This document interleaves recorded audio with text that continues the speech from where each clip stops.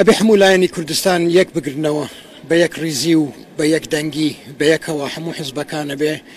هەم دفاع لە خۆمان بکەین و حقوقانی خۆمان وەرگرینەوە لە کەرکووک و من زۆر سپاستان دەکەم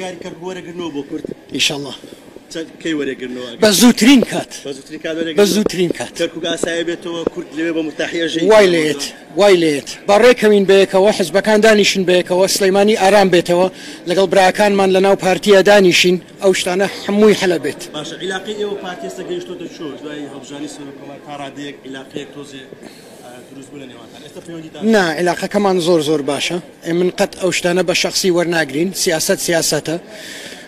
جەنابی کاک مەسعود بەڕێزە وەکو مامی خۆمە هەموو ئەو برادرانە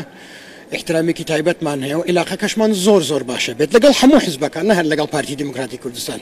لەگەڵ گۆڕان و لەگەڵ هەموو لایە کورد یەک بگرێت کورد بەیەکەوە بێت هەموو شتێک دەتوانێت بکات کەس ناتوانێت ڕێمان لێ بگرێت کە ئێمە بەیەکەوە نین ئەوسا خەڵک فرسەتە بینێت و زەرەرمان لێ دەدات عێراق بەتەمان ئەمجارە پشتی وەزارەتەکان پشتی کورد زیاتر بکەن لە حکومەتی داهاتی عێراق من حەزەکەم بەیەکەوە دانیشین من حەزەکەم بەیەکەوە دانیشین و ئەو بەرنامانە بەیەکەوە دانین بۆ دانیشتنی سەبەکەی چیە بۆ دانیشتن بەیەکەوە دانیشین بەیەکەوە کاکە تۆ لێمان تێکمەیە ڕوودا و تۆ بۆ واکەی کەی دانیشتن بەیەکەوە بە زووترین کات ئۆکێ زۆر باشە من سوپاستان دەکەم مەمنون